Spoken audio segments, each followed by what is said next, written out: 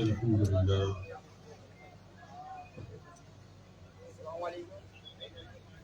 الحمد لله رب العالمين، والصلاة والسلام على سيد الأنبياء والمرسلين.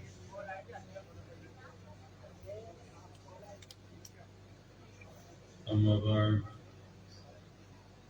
أعوذ بالله من الشيطان الرجيم. بسم الله الرحمن الرحيم.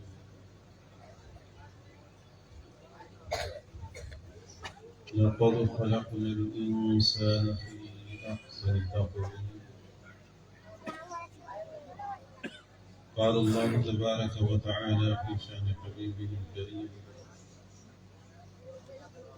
إن الله وملائكته يصلون على النبي يا أيها الذين آمنوا صلوا عليه وسلموا تسليما.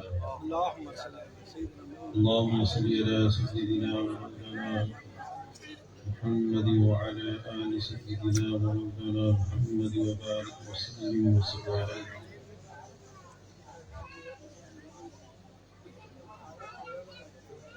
اللہ تبارک و تعالیٰ کا مقدس کلام قرآن مجید فرقان حمید سے چند کلمات تلاوت کیے ہیں۔ اللہ رب العالمین کی بارگاہ میں دعا ہے کہ اللہ تعالیٰ مجھے حق و صداقت کے ساتھ بات کرنے کی توفیق عطا فرمائے، اور مجھے بیان کرنے کے بعد، آپ کو سننے کے بعد ہم سب کو اس پر عمل کرنے کی توفیق عطا فرمائے۔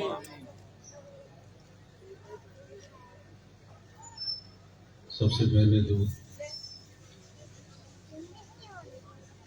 جن نوجوانوں نے اس محفل کو سجایا ہے، بالخصوص محترم شاہ رخ بھائی اور ان کے جتنے ساتھی ہیں، ان کو مبارکباد پیش کرتا ہوں۔ اللہ جل شانہ ان کی اس کاوش کو قبول فرمائے اور اس محفل کو ہم سب کے لیے عزت نجات دو۔ دوسری تمام اسٹیج پر بیٹھنے والوں سے گزارش کروں گا، اگر کوئی بچے ہیں تو نیچے آ جائیں، اور جو بڑے ہیں تھوڑا سامنے آ جائیں۔ چلنے سے ذرا گریز کریں، کیونکہ اسٹیج میں ایسے لگ رہا ہے کہ جیسے پیچھے سے کوئی دھکے لگ رہا ہے۔ آرام سے ذرا بیٹھیں، انشاءاللہ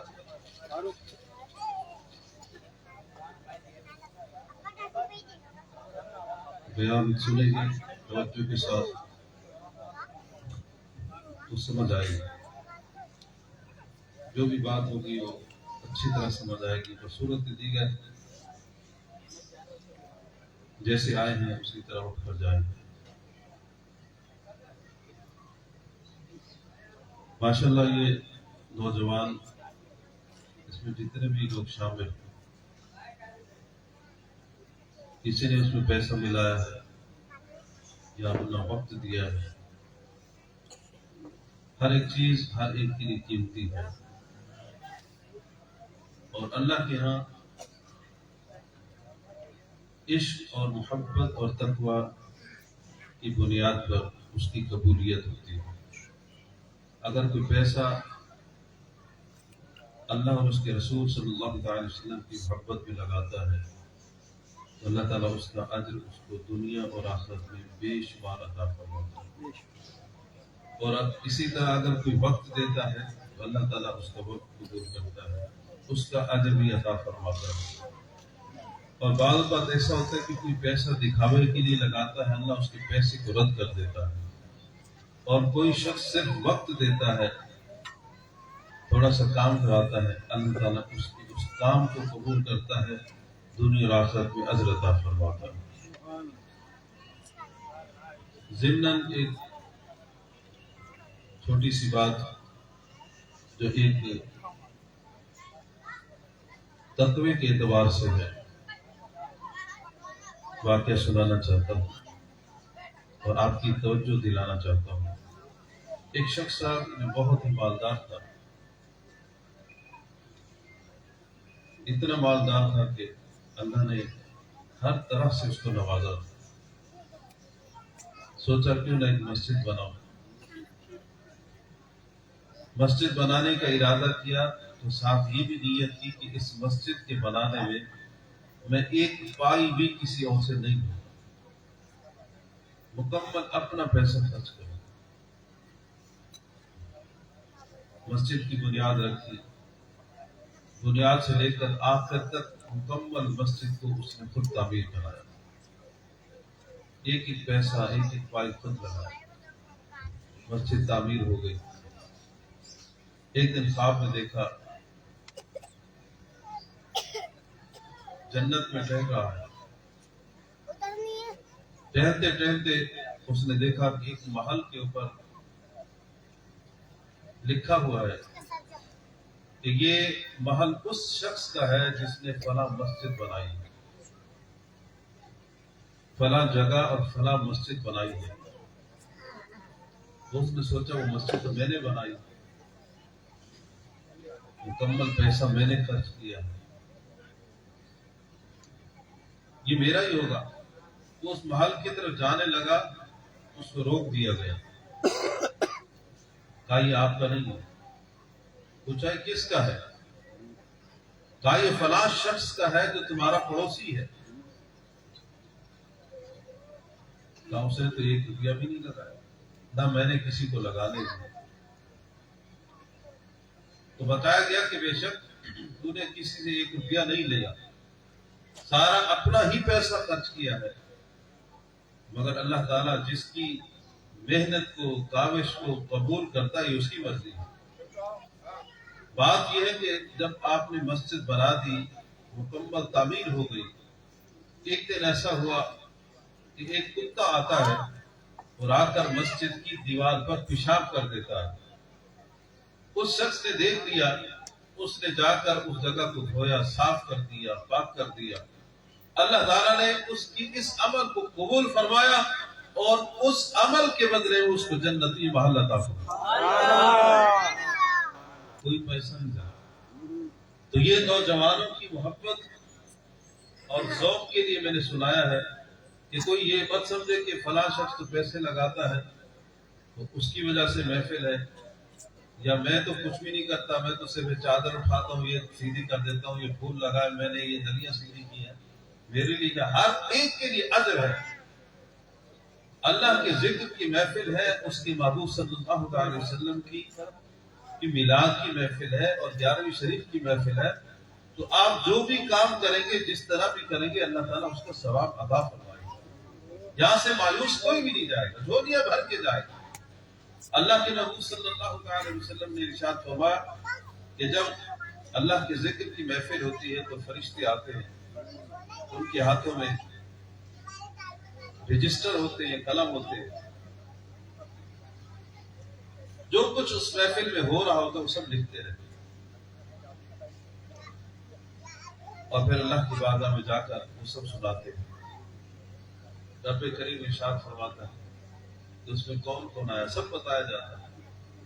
اللہ تعالیٰ ان فرشتوں کو فرماتا، فرشتوں وہ کیا مانگ رہے تھے؟ اے مالک مولا، وہ جنت مانگ رہے تھے، جنت میں داخلہ مانگ رہے تھے اور جہنم سے پناہ مانگ رہے تھے۔ تو اللہ تعالیٰ ارشاد فرمائے گا، اے فرشتوں گواہ ہو جاؤ، میں نے ان سب کو بخش دیا۔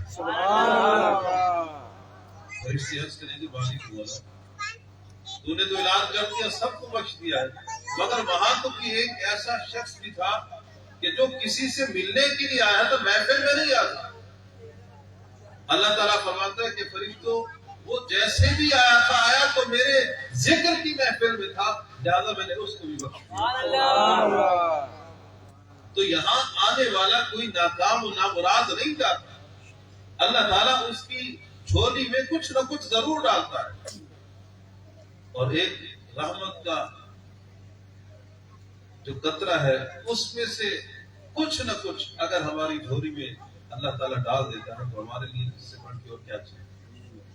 اور ہم کتنے خوش نصیب ہیں کہ یہ جو رات ہے اللہ نے اپنے محبوب صلی اللہ علیہ وسلم کے ذکر کی بدولت اس تاریخ رات کو ہمارے لیے منور کر دیا، ورنہ اور کتنے لوگ ابھی آپ جائیں جہاں دیکھیں ہوٹل میں کتنے لوگ بیٹھے ہیں، کسی اور جگہ بیٹھے ہوئے، کہیں اور بیٹھے ہوئے، مگر اللہ نے ہم سب کو اس محفل میں چنا اور بلایا اپنے محبوب کا ذکر کرنے کے لیے، اپنا ذکر کرنے کے لیے، ہمیں کچھ عطا فرمانے کے لیے بلایا، ایسے نہیں بلایا۔ تو یہ بڑی برکت والی محفل ہے، اور جو نوجوان اس محفل کو سجاتے ہیں، جو اس محفل کے روح رواں ہے، سب کو مبارکباد پیش کرتا ہوں۔ اللہ تعالیٰ ان کی کاوش کو قبول فرمائے اور اس کا نعم البدل ان سب کو دنیا اور آخرت میں عطا فرمائے، سب کے کاروبار میں اللہ تعالیٰ ترقی عطا فرمائے، سب کی مشکلات آسان فرمائے، اس محفل کے صدقے میں اللہ تعالیٰ ہر آنے والے کی بخشش فرمائے، اور جس گھر میں بچی جوان ہے رشتے نہیں آتے، اللہ تعالیٰ ان کے رشتے کرا دے، اچھے رشتے کرا دے، اور جن کے پاس اسباب نہیں اللہ تعالیٰ ان کے لیے اسباب کرا۔ آج اس محفل کو بالخصوص 3 یا 4 نسبتیں مل رہی ہے۔ پہلی نسبت تو اللہ کا ذکر ہے، دوسری اس کے محبوب کا میراث، اور تیسری 11ویں شریف ہے، اور چوتھی آج بابا جی کا عرس شروع ہو گیا، حضرت علامہ مولانا خادم حسین رضوی صاحب رحمۃ اللہ۔ یہ ساری باتیں ملا کر، ان سارے موضوعات کو ملا کر چند باتیں آپ کی گوش گزار کروں گا۔ جس عقیدت اور محبت سے آپ تشریف فرما ہے، اسی طرح بیٹھے انشاءاللہ بہت لطف آئے گا اور اللہ کا کرم ہوگا۔ آیت کریمہ تلاوت کی ہے، لَقَدْ خَلَقْنَا الْإِنسَانَ فِي أَحْسَنِ تَقْوِيمٍ، میں نے انسان کو بہترین صورت میں تخلیق فرمایا۔ انسان کے بارے میں تھوڑا سا سمجھنا ہے کہ انسان کیا ہے، اللہ نے اس کی تخلیق کس طرح فرمائی، بہترین صورت میں تخلیق فرمایا، اور ایسا تخلیق فرمایا جیسا اس نے چاہا، مگر اسی انسان کو اللہ نے قرآن کریم میں بشر کے لفظ سے بھی پکارا، قُلْ إِنَّمَا أَنَا بَشَرٌ مِثْلُكُمْ، اور اسی انسان کو اللہ نے خلیفہ بھی ارشاد فرمایا، وَإِذْ قَالَ رَبُّكَ لِلْمَلَائِكَةِ إِنِّي جَاعِلٌ فِي الْأَرْضِ خَلِيفَةً، جو زمین پر خلیفہ بنانے والا ہے ایک انسان۔ اللہ نے اس کے لیے 3 لفظ استعمال فرمائے قرآن پاک، اور تینوں جو لفظ ہیں وہ الگ الگ معنی رکھتے ہیں، مگر بندہ ایک ہی ہے، انسان ایک ہی ہے، اس کے لیے 3 لفظ اللہ نے استعمال فرمائے۔ ان 3 لفظوں کو ہمیں سمجھنا، اور جب ہم ان کو سمجھ گئے تو ہمیں پتہ چلے گا کہ انسان کا مقام اور مرتبہ کیا ہے۔ پہلا جو فرمایا کہ میں نے انسان کو بشر بنایا، اور اپنے محبوب صلی اللہ تعالی علیہ وسلم کی زبان مبارک سے یہ کہلوایا، قُلْ إِنَّمَا أَنَا بَشَرٌ مِثْلُكُمْ، اے محبوب ان سے کہہ دیجئے کہ میں تمہاری ہی طرح بشر ہوں۔ یہ ایک طویل بحث ہے، میں اس طرف نہیں جاتا، مگر ایک بشر کی بات کر رہا ہوں۔ بشر جو ہے اس کے لفظی معنی جو ہے ہم نہیں سمجھتے، ہم سمجھتے ہیں کہ بشر کا معنی انسان ہے، بشر کا معنی انسان نہیں ہے۔ جب آپ لغت میں ڈکشنری میں اس کا معنی دیکھیں گے تو اس کا معنی ہے ظاہر الجلد انسان، انسان کی ظاہری جلد جو ہے اس کو بشر کہتے ہیں۔ یوں سمجھ لیجیے کہ یہ جو ظاہر ڈھانچہ ہے جو نظر آ رہا ہے، جس کو اللہ نے مٹی سے تخلیق کیا، جس میں مٹی کی صفات ہے، یہ بشر ہے۔ یہ کیا ہے؟ بشر ہے۔ اور یہ انسان کا ظاہر ہے، انسان کا ظاہر ہے۔ اس پورے وجود میں اگر ہم غور کریں، یہی وجود جیسا انسان کا ہے ایسا ہی جانور کا ہے، اور دوسری طرف اگر جاتے ہیں تو درخت ہے مگر ان کا وجود ایسا نہیں ہے، وہ بھی اللہ کی مخلوق، مگر اللہ نے ان کو کسی اور انداز سے تخلیق کرا۔ مگر جانور اور انسان کی جو تخلیق ہے، جب آپ اس تخلیق کے مراحل کو دیکھیں گے، بتدریجاً جو ان کے مراحل ہیں وہ سب ایک جیسے ہیں، شروع سے لے کر پیدائش تک تمام مراحل ایک جیسے ہیں۔ جس طرح انسان کی خمیر میں مٹی ہے، اسی طرح جانور کی خمیر میں مٹی ہے۔ جس طرح انسان کے خمیر میں، انسان کے سرشت میں پانی ہے، اسی طرح جانور کی سرشت میں بھی پانی ہے۔ جس طرح انسان کی سرشت میں آگ ہے، ایسے اس کی سرشت میں بھی آگ ہے۔ جس طرح انسان کی سرشت میں ہوا ہے، ایسے اس کی سرشت میں بھی ہوا ہے۔ بناوٹ کے اعتبار سے، تخلیق کے اعتبار سے سب ایک جیسے ہیں، جانور بھی انسان بھی، مگر اللہ تعالیٰ نے ارشاد فرمایا ہے، انسان میں نے جانور کو تیرے لیے عبرت بنایا، تیرے لیے عبرت بنایا، یعنی اس پر غور کر، اس کو سمجھ کہ جانور کیا ہے، اور پھر اس کو سمجھ کر خود کو دیکھ کے خود کیا ہے۔ بناوٹ کے اعتبار سے وہ بھی تیرے ہی جیسا ہے، اور عناصر کے اعتبار سے بھی تجھ جیسا ہے، مگر فرق کیا ہے؟ اس کو میں نے صورت دی تو جانور جیسی، اور تجھے صورت دی تو احسن تقویم بنا دیا، یعنی ایسا خوبصورت بنایا کہ اس جیسا اور کوئی نہیں ہے، بہترین صورت میں تجھے بنایا۔ مگر جب آگے چلتے ہیں تو ہمارے کئی سوالات اٹھتے ہیں۔ ہم سمجھتے ہیں کہ میں بھی بشر، میں بھی بشر، یہ بھی بشر، یہ انسان بھی بشر، سب بشر۔ ایسا نہیں، مراحل وائز، مرحلہ وار بشر ہے، پھر انسان ہے۔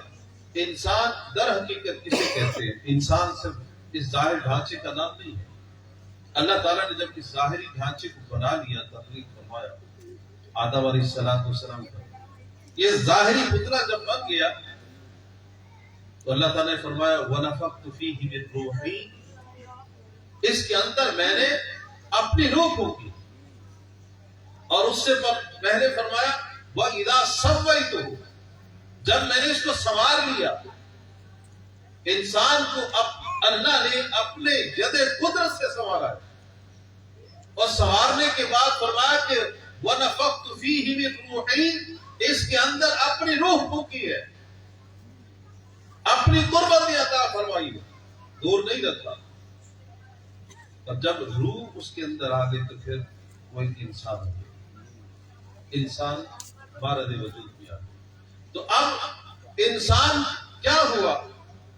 انسان صرف بشر کا نام نہیں، اس بشر کے اندر ایک روح ہے، جب تک وہ روح نہیں ہوگی یہ انسان نہیں ہو سکتا۔ انسان ان دو چیزوں سے بنا ہے، اس ظاہری ڈھانچے سے اور روح سے بنا ہے۔ جب دونوں چیزیں ملیں گی تو انسان ہے، اور اگر یہ روح نکل جاتی ہے، آپ خود سوچیں اس باڈی کو کیا کہتے ہیں؟ ڈیڈ باڈی، لاش کہتے ہیں، مردہ کہتے ہیں، انسان کا ڈھانچہ کہتے ہیں، انسان نہیں کہتے کہ انسان پڑا ہوا ہے، انسان کا ڈھانچہ کہتے ہیں۔ یہ لفظوں کی جو باتیں ہیں اس کو سمجھنا ہوتا ہے، یہ کیا ہے؟ یہ ظاہری ڈھانچہ ہے، یہ ڈیڈ باڈی ہے، یہ لاش ہے، یہ انسان کی لاش ہے، یہ جانور کی لاش ہے، فرق ہے۔ تو انسان جو ہے روح اور جسم اس کا مرکب ہے، مگر ہم نے یہ سمجھ لیا کہ شاید بشر جو ہے دونوں چیزیں نہیں ہیں۔ تو جب اللہ کے نبی صلی اللہ علیہ وسلم نے فرمایا کہ لوگوں میں تمہاری طرح بشر ہوں، تو سننے والے یہ سمجھ بیٹھے کہ اللہ کے محبوب جو فرما رہے ہیں یہ ہماری طرح بشر ہیں، یہ ہماری طرح بشر ہے۔ اور سنانے والا بھی کس انداز سے سناتا ہے، اور سننے والے بھی اتنے نادان، اتنے بھولے ہیں کہ ہاں بالکل صحیح کہہ رہا ہے، یہ بالکل صحیح بات ہے، بشر تو ہے، لیکن یہ تو سمجھے بشر کسے کہتے ہیں، انسان کسے کہتے ہیں۔ اور اللہ کے محبوب صلی اللہ علیہ وسلم کی بات جب آتی ہے تو وہاں بات کچھ اور ہے۔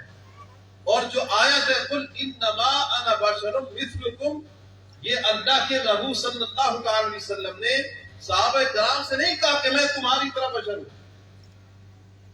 بلکہ اللہ نے فرمایا کہ تم کفار سے کہو کہ ظاہری ڈھانچے تو میں تم جیسا ہوں، اس بشر کے معاملے میں تم جیسا تمہاری طرح بشر ہوں۔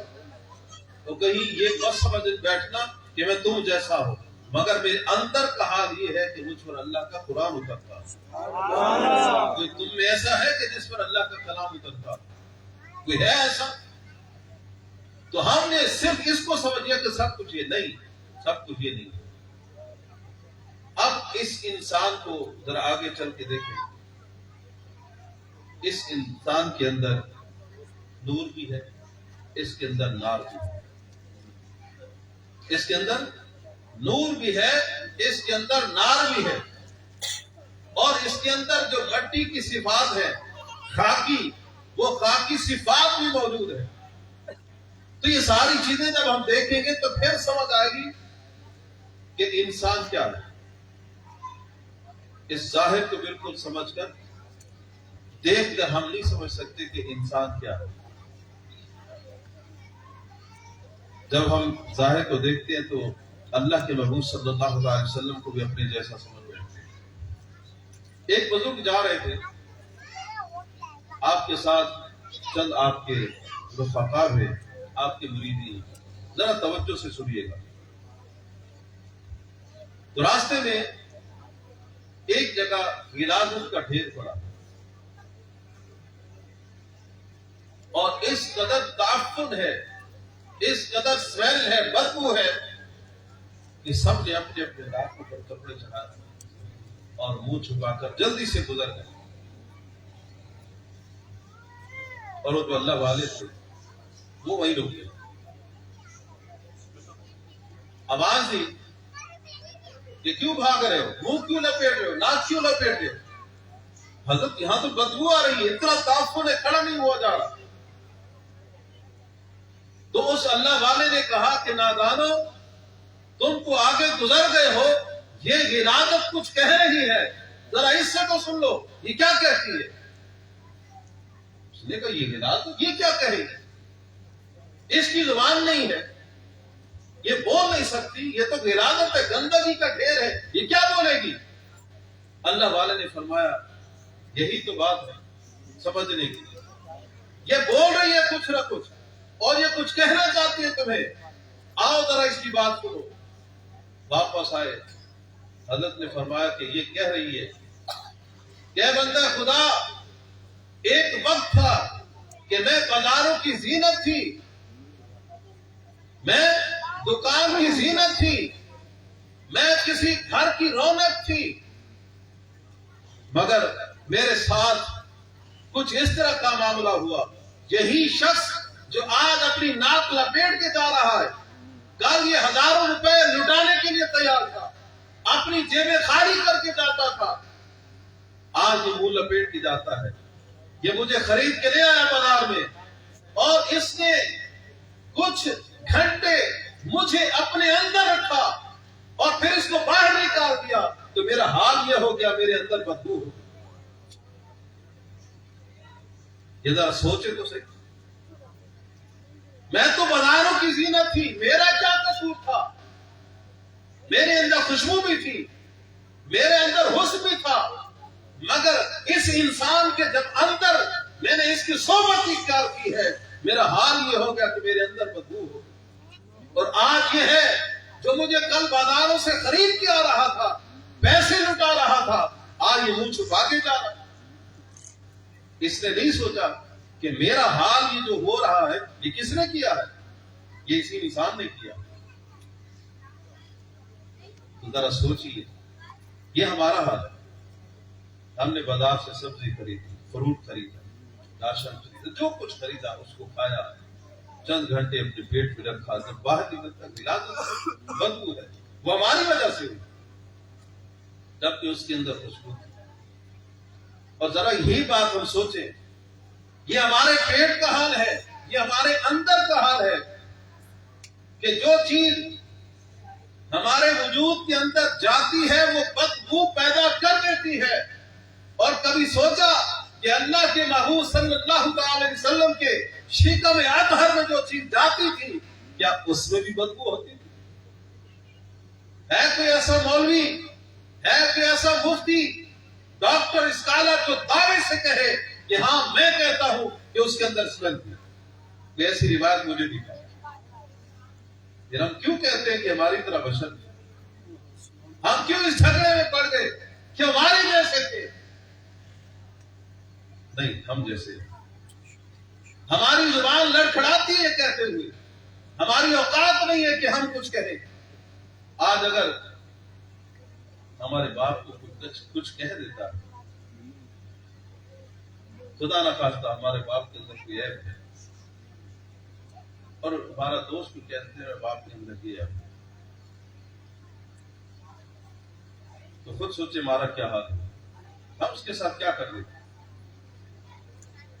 اور وہ کیسی اولاد ہوگی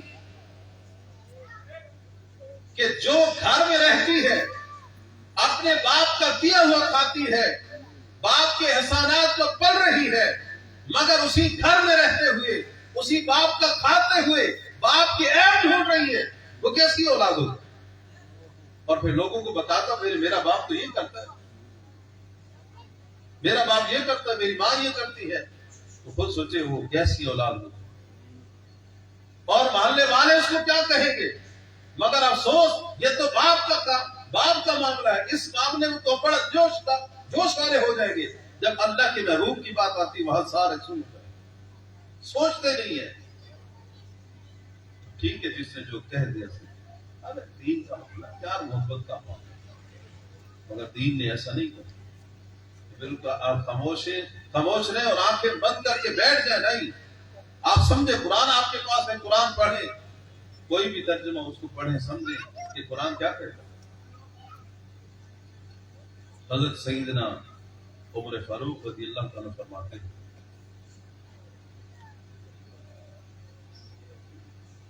کہ ہم تو کھانا کھاتے مگر ہم نے دیکھا کہ اللہ کے محبوب صلی اللہ علیہ وسلم جب کھانا تناول فرماتے تھے تو ہر لقمہ اللہ کا ذکر کر رہا ہوتا تھا۔ کیا ہمارے لقمے ایسے ذکر کرتے ہیں؟ کوئی نہیں۔ یا ایک اور حدیث پاک سناتا ہوں، آپ کے ایمان تازہ ہو جائے گا۔ ایک دن آقا دو جہان صلی اللہ علیہ وسلم کاشانہ نبوت سے باہر تشریف لائے، گھر سے باہر تشریف لائے۔ آپ نے دیکھا حضرت سیدنا صدیق اکبر رضی اللہ تعالیٰ، حضرت عمر رضی اللہ تعالیٰ، دونوں ایک ساتھ جا رہے ہیں۔ میرے آقا نے پوچھا کہ کہاں جا رہے ہیں؟ عرض کی یا رسول اللہ صلی اللہ علیہ وسلم، کافی دن ہو گئے، گھر میں راشن نہیں، گھر میں کھانے کو کچھ نہیں، بھوک کی شدت ہے، گھر میں بیٹھے اور بھوک ہمیں ستا رہی ہے، اور ہمارے ذہن کہاں سے کہاں جا رہے ہیں، سوچتے کہاں سے کہاں جا رہی ہیں۔ تو ہم نے سوچا کیوں نہ مسجد میں چلے جائیں، وہاں جا کر کچھ نفل پڑھ لیں، قرآن پڑھ لیں، اللہ کا ذکر کر لیں، اپنے دل کو بہلا لیں۔ اس کی اجازت آقا علیہ الصلوۃ والسلام نے ارشاد فرمایا ہمارا حال بھی کچھ ایسا ہی، ہمارا حال بھی کچھ ایسا ہی ہے۔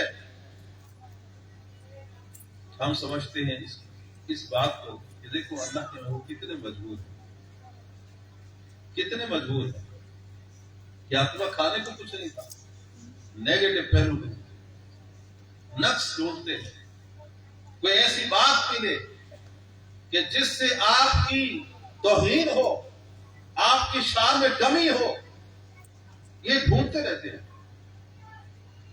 اور افسوس اس بات کا ہے کہ وہ یہ توہین ہی نہیں سمجھتے، کہتے یہ تو شان ہے آپ کی، معاذ اللہ تم معاذ اللہ۔ نبی کی یہ شان ہے۔ اللہ کے نبی صلی اللہ تعالی وسلم نے فرمایا کہ میرا حال بھی کچھ ایسا ہی ہے۔ اگر اللہ کے نبی صلی اللہ علیہ وسلم چاہتے تھے کیا آپ کے پاس سونا نہیں، آپ کے پاس جنت جیسے محلات دنیا میں نہ ہو، سب کچھ ہو۔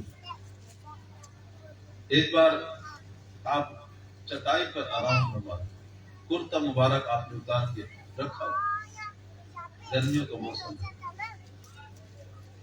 سیدنا عمر رضی اللہ تعالیٰ عنہ تشریف لائے، آقا علیہ الصلوۃ والسلام اٹھ کر بیٹھ،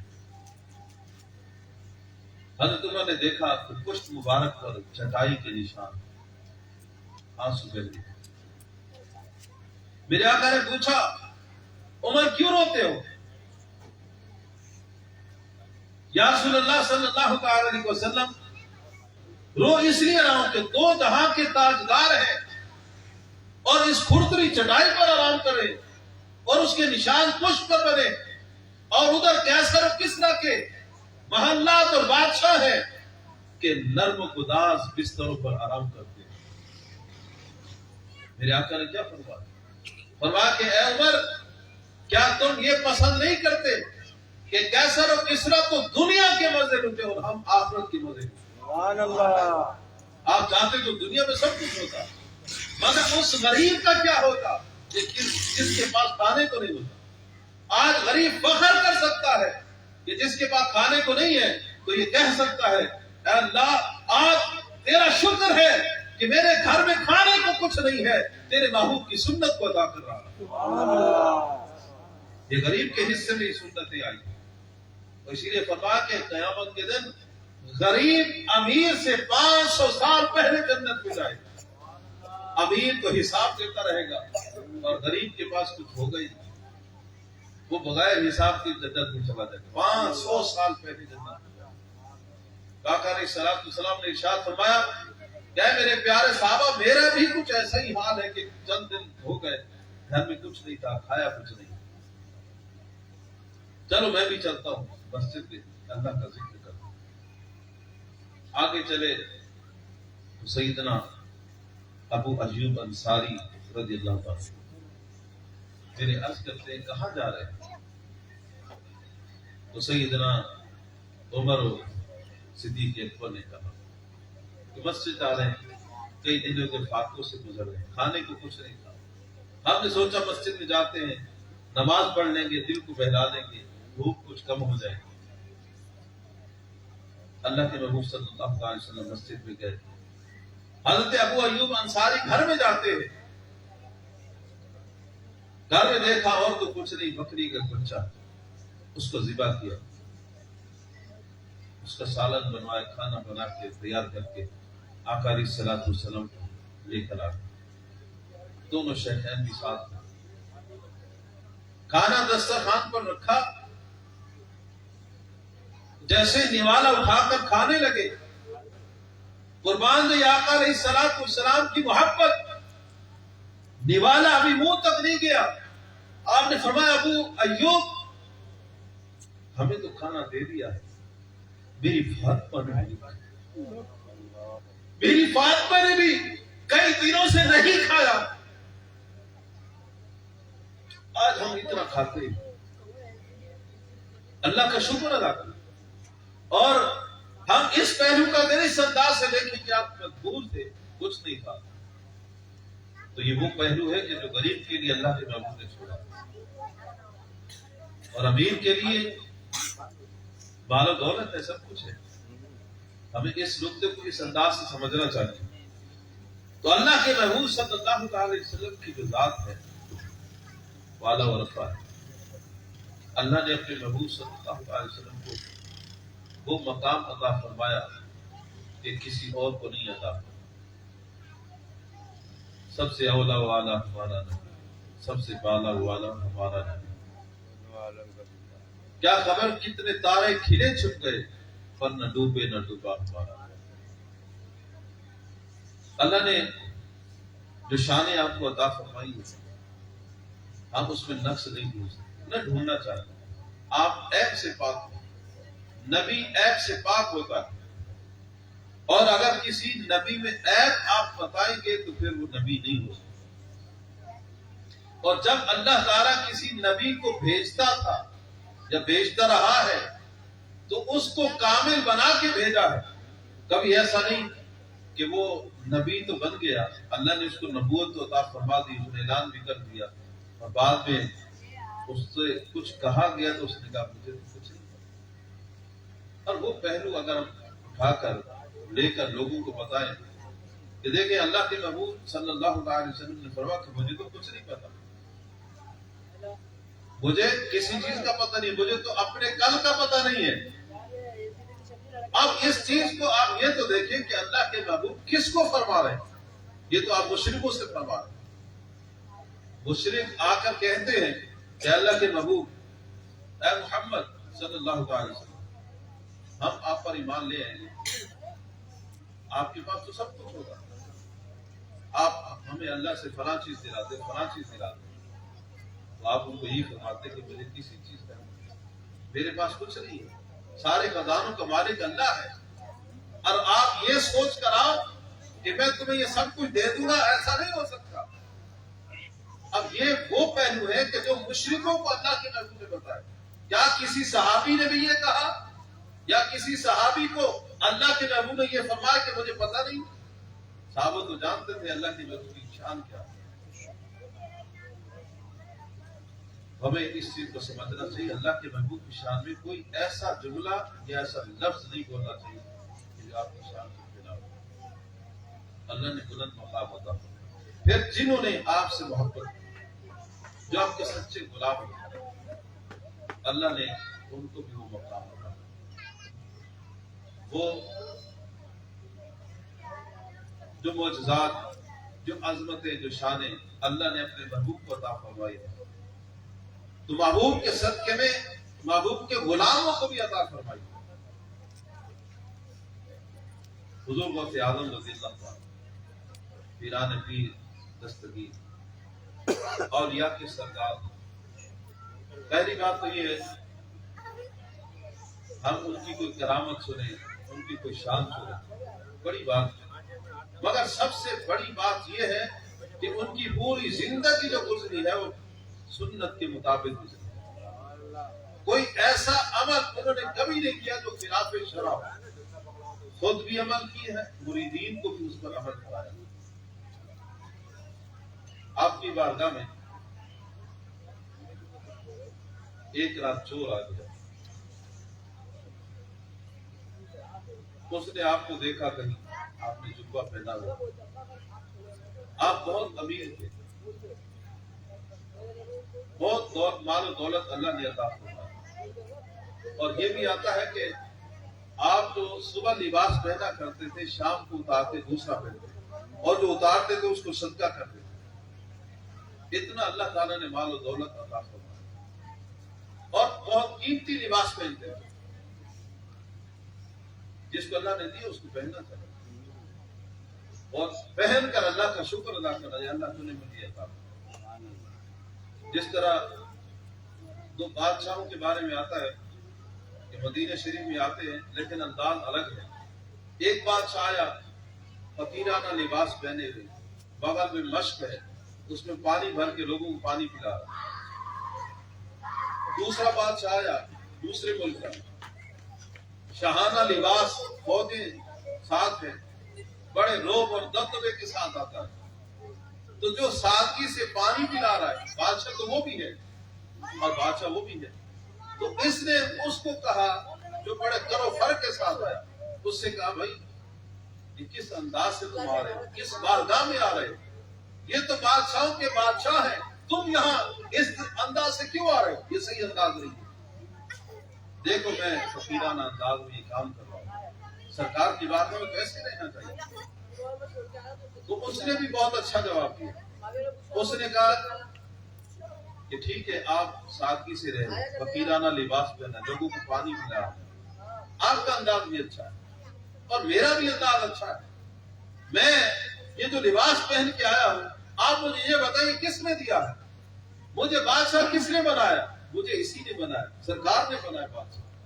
تو آج جو لباس پہن کر آیا ہوں، میں سرکار کو دکھانے آیا ہوں، یا رسول اللہ صلی اللہ تعالی علیہ وسلم، یہ لباس جو ملا ہے یہ آپ کے صدقے میں ملا۔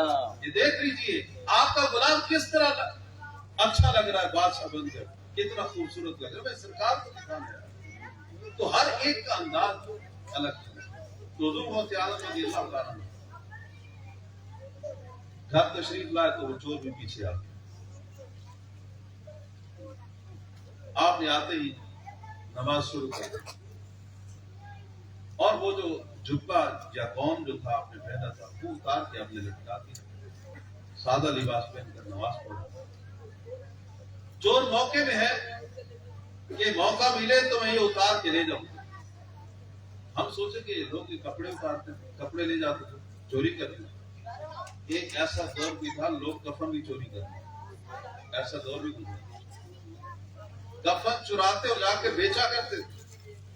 یہ گون جو جبہ آپ نے پہنا تھا یہ تو بہت قیمتی تھا، درہم کا نہیں دیناروں سے ملتا تھا۔ آپ نے جیسے ہی نماز شروع کی وہ اٹھا اور اس نے وہ جبہ اتارا، بغل میں ڈالا اور جانے لگا۔ جیسے دروازے کے پاس گیا نظر آنا بند، آنکھیں بند، اندھا ہو گیا۔ واپس آیا پھر صحیح ہو گیا۔ اب دیکھا کہ آپ سلام پھیرنے والے تو پھر کونے میں چھپ کے بیٹھ گئے، یہ ایسا نہ دیکھ لیں۔ تہجد کا وقت ہے، دروازے پر دست ہوئی۔ آپ نے پوچھا کون؟ کہ میں خضر ہوں۔ آپ نے بولا کس لیے آئے ہو؟ کہا حضور فلاں علاقے کا جو کتب ہے اس کا انتقال ہو گیا ہے، میں کتب لینے آیا۔ آپ نے فرمایا صبح آئیے گا، ابھی نہیں پوچھا۔ حضور اگر راتوں رات وہ ملک تباہ ہو گیا تو کیا ہوگا؟ ابھی چاہیے۔ آپ نے فرمایا پھر آ جاؤ اندر، ایک کونے میں بیٹھا اس کو لے جاؤ۔ وہ آیا، خضر علیہ السلام آئے اور اس کا ہاتھ پکڑا اور لے جانے لگے۔ وہ ہاتھ جوڑ کے کھڑا ہو گیا، مجھے کہاں لے گئے؟ میں تو چور ہوں، مجھے کہاں لے گئے؟ میں چور ہوں۔ خضر نے فرمایا کہ اب تو چور نہیں رہا، غوث پاک کی نظر پڑ گئی، اب تو کتب بن گیا، اب چور نہیں رہا۔ وہ باری باری یہی کہے جا رہا ہے، منتیں کہے جا رہا ہے، مجھے معاف کر دو، میں اپنی نسلوں کو بھی بلا کر کے جاؤں گا، آئندہ چوری نہیں کرنا۔ نہیں اب تو چھوڑ نہیں سکتا۔ غوث پاک رضی اللہ عنہ سینے سے لگایا اور اس کو بھی وہی مقام عطا فرمایا جو اولیاء سبحان اللہ۔ یہ آپ کی فضیلت ہے، آپ کی شان ہے کہ کتب کو آپ نے چور کو کتب بنا دیا۔ یہ کیسے بنا؟ یہ کیسے ممکن ہوا؟ اللہ کے جو لاڈلے بندے ہوتے ہیں، اللہ کے جو نیک بندے ہوتے ہیں، وہ ایسے جب ہاتھ اٹھاتے ہیں اللہ کی بارگاہ میں تو اللہ تعالیٰ ویسے ہی کر دیتا ہے، اپنی تقدیر کو بدل دیتا ہے۔ کچھ ایسے کام ہوتے ہیں کہ اللہ تعالیٰ اپنی وہ تقدیر بھی بدل دیتا ہے۔ تو چور کو اللہ تعالیٰ نے غوث پاک رضی اللہ عنہ کی نگاہ سے کتب بنا دیا، اور ہم بھی غوث پاک کے جانے والے ہیں، ان کا نعرہ لگانے والے ہیں۔ ہمارا حال کہاں جا رہا ہے، کس حال میں ہے؟ ہم اگر عقیدت رکھتے ہیں، محبت رکھتے ہیں غوث پاک رضی اللہ عنہ تو کچھ حصہ ہمیں بھی تو ملنا چاہیے۔ خضر علیہ السلام کی ایک بات سنانا چاہ رہا ہوں۔ ایک اللہ والے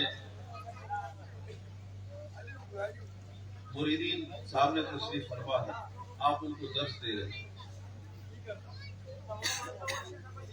تھوڑی دیر کے بعد ایک صاحب تشریف آئے، سادہ سا لباس ہے، اور آ کر سلام عرض کیا،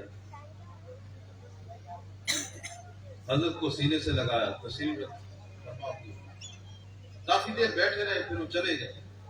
جب وہ چلے گئے تو آپ نے پوچھا، آپ نے مریدین سے پوچھا کہ تم جانتے ہو یہ کون ہے؟ حضرت ہم تو نہیں جانتے، ہم نے پہلی دفعہ دیکھا۔ آپ نے فرمایا کہ یہ خضر علیہ السلام۔ اچھا خضر علیہ السلام، جب خضر کا نام ہوتا ہے ہم ذرا ہوشیار ہو جاتے ہیں، یہ سارے خزانے انہی کے پاس ہیں۔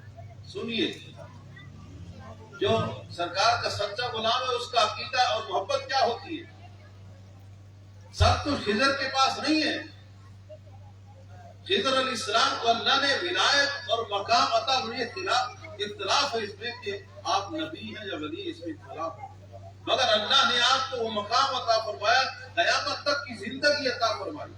اب تو یہ سوچے یہ جھوٹ ہے، غلط ہے، من گڑت ہے، موت تو سب کو آنی ہے، بالکل موت آنی ہے، ان کو بھی موت آنی ہے، خضر علیہ السلام کو بھی موت آنی ہے، یہاں تک کہ موت کو بھی موت آنی ہے، کون انکار کرتا ہے؟ مگر قرب قیامت آئے گی۔ ابھی اللہ نے ان کو ایک طویل عمر عطا فرمائی اور لوگوں کی خدمت کرتے، اللہ کے حکم سے کرتے، اور اس کا ذکر تو قرآن میں ہے۔ اگر اس چیز کو نہیں مانتے تو قرآن کو جھٹلا ہے۔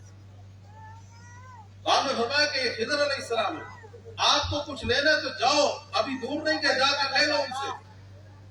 اور سارے اٹھ کے دوڑ پڑے، پتہ نہیں کہاں ملے ہوں گے نہیں ملے ہوں گے، وہ سارے اٹھ کے خضر علیہ السلام کے پیچھے ایک بیٹھا رہا۔ آپ نے فرمایا میں تم نہیں، یہ سارے گئے خضر سے کچھ خیرات لینے گئے ہیں، فیض لینے گئے، تم بھی چلے جاتے، تم کیوں نہیں گئے؟ اس نے کیا جواب دیا؟ ذرا اس کو غور سے سنیے، بہت پیارا جواب۔ آج کی حضور میں تو اس کی بارگاہ میں بیٹھا ہوں جہاں خضر بھی خیرات لینے،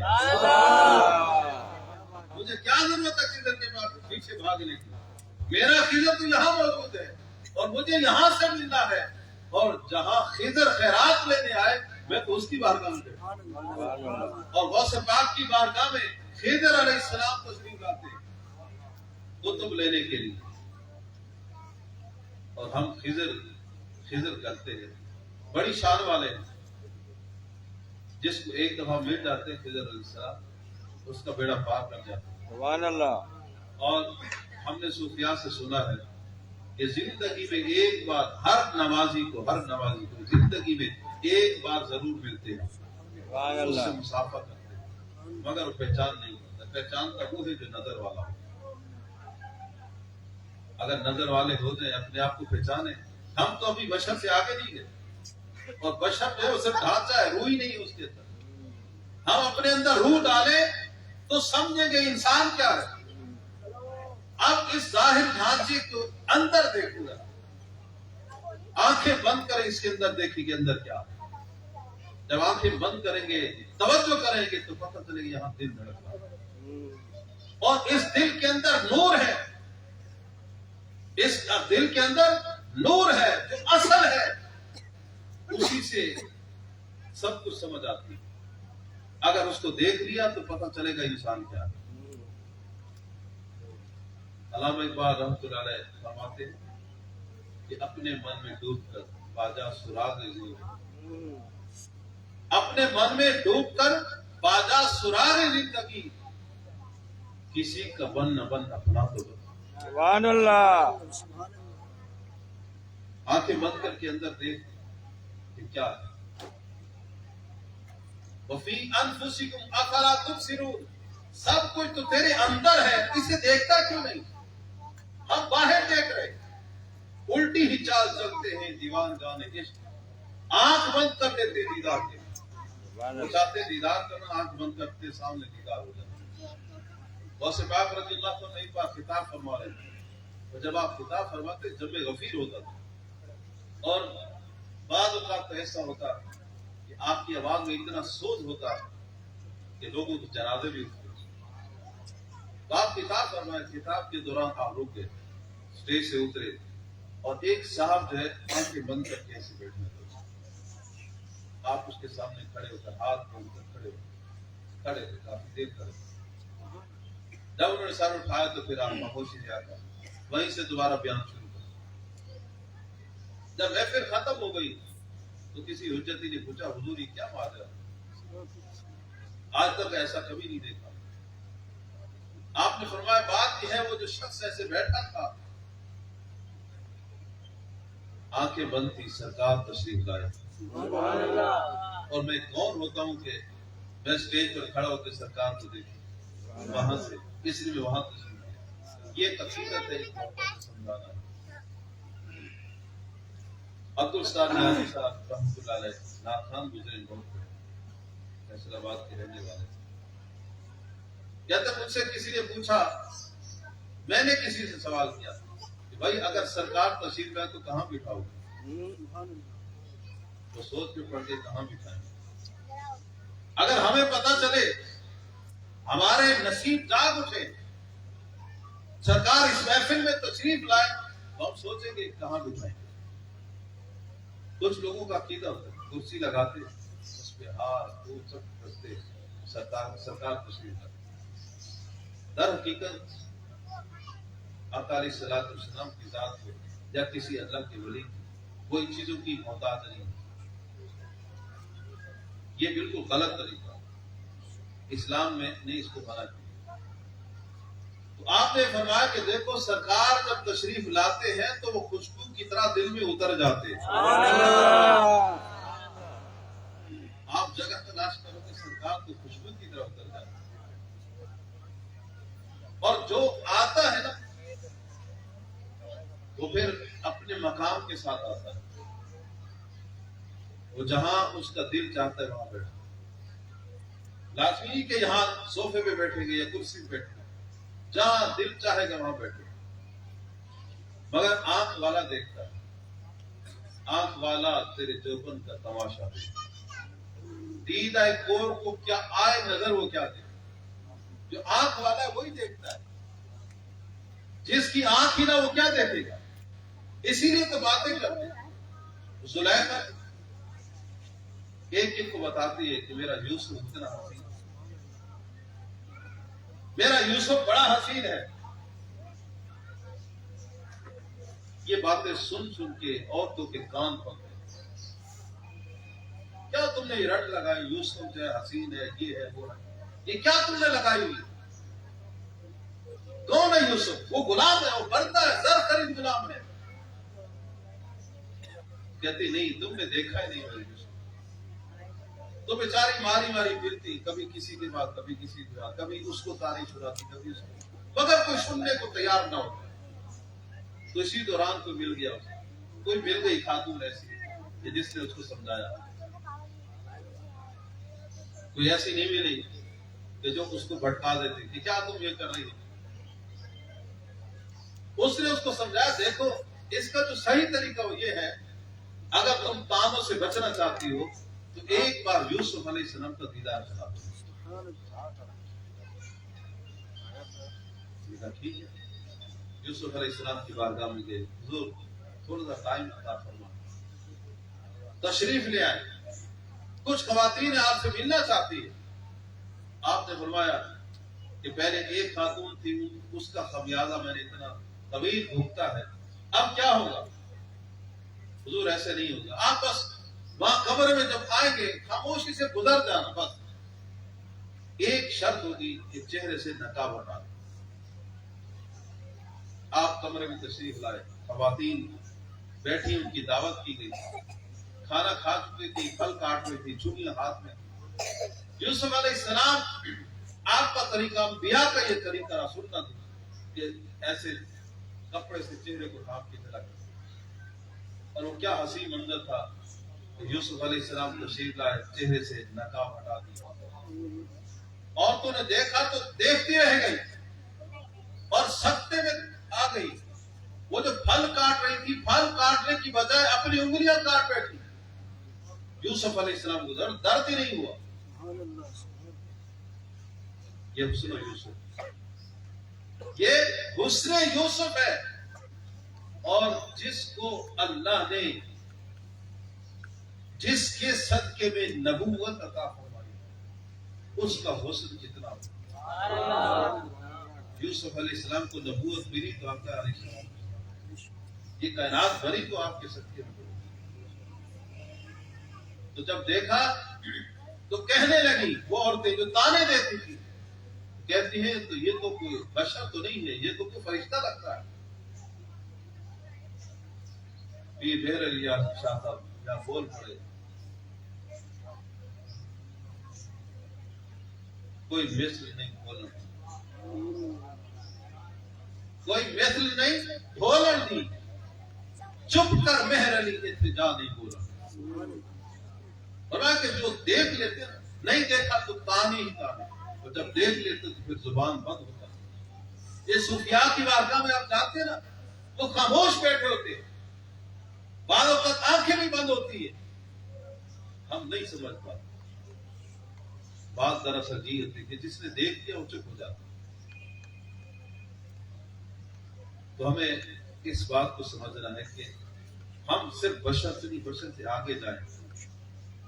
روح بھی ہے انسان کے اندر، نور بھی ہے انسان کے اندر، نار بھی ہے، اس کو سمجھیں۔ تو یہ جو نور ہے نا، آنکھیں بند کرتے ہیں، دل کو دیکھتے ہیں، یہ دل جو ہے دھڑک رہا ہے، ہم کہتے ہیں یہ بیٹنگ ہو، ہارٹ بیٹنگ ہو۔ کبھی سوچا یہ ہارٹ بیٹ کیا کہتی ہے؟ یہ ہارٹ بیٹ کہتی ہے اللہ اللہ اللہ اللہ۔ کبھی سوچا اس پہ غور کریں، یہ جو دل دھڑک رہا ہے، یہ جو دل چل رہا ہے، یہ چلنا، یہ دھڑکنا، یہ اللہ کی صدا ہے۔ کبھی موقع ملے تو صبح فجر سے پہلے تہجد کے وقت اٹھ کر بیٹھ جائے، نفل پڑھ کے، اور آنکھیں بند کر کے دل کی طرف توجہ کریں اور اس کی دھڑکن کو سنیں، اور اس کی دھڑکن کے ساتھ اپنے ذہن کو، اپنی زبان کو ملائیں۔ جس طرح یہ دھڑک رہا ہے، اس کی دھڑکن کے ساتھ اپنی زبان سے اللہ کا لفظ نکالیں، اسی طرح کرتے چلے جائیں۔ پھر ایک وقت ایسا آئے گا کہ وہ کیفیت طاری ہو جائے گی، وہ جو نور اندر رکھا ہے دل کے اندر، اللہ تعالیٰ اس چراغ کو جگمگا دے گا، پھر سب کچھ ہو جائے گا، سب کچھ نظر آئے گا، یہ تانے، یہ ساری باتیں ختم ہو جائیں گی، پھر نور و بشر کے قصے ختم ہو جائیں گے۔ مگر ہم اس طرف جاتے ہی نہیں، ہم اسی دل کو تو سمجھ لیں، ہم دل کو نہیں سمجھ پائے، ہم اپنے وجود کو نہیں سمجھ پائے۔ ہم جاتے آقا علیہ الصلوۃ والسلام کی ذات اور ان کی باتیں کرتے ہیں، ہمیں نہیں کرتے۔ خدا کی عظمتیں کیا ہیں، محمد مصطفیٰ اور آقا علیہ الصلوۃ والسلام کی کیا عظمتیں، آقا اللہ کے جو محبوب ہے اس کے خدا جانتے ہیں کہ میں نے اپنے محبوب کو کیا عظمتیں عطا کی۔ اپنے آپ کو سمجھے، خود کو سمجھے، جب خود سمجھیں گے تو ہمیں پتہ چلے گا کہ انسان کیا ہے، پھر اس کے جو مراحل ہے وہ کیا ہے، کہاں سے چلا کدھر جا رہا ہے۔ بہت بڑا سفر ہے جس سفر پر ہم جا رہے ہیں۔ یہ سفر ہمارا جو ہے یہ جا کر میدان محشر میں ختم ہوگا، اور وہاں سے پھر جو ٹکٹ ملے گا، جنت کا ملے یا دوزخ کا ملے گا، وہ بات کی کہانی۔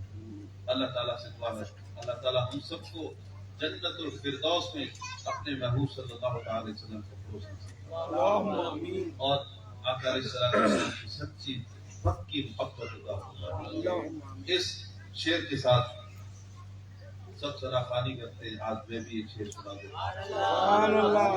ہوں، ایک ہی شعر اس موضوع سے جڑا ہوا۔ صدا کرنا میرے بس میں تھی، میں نے تو صدا کر دی،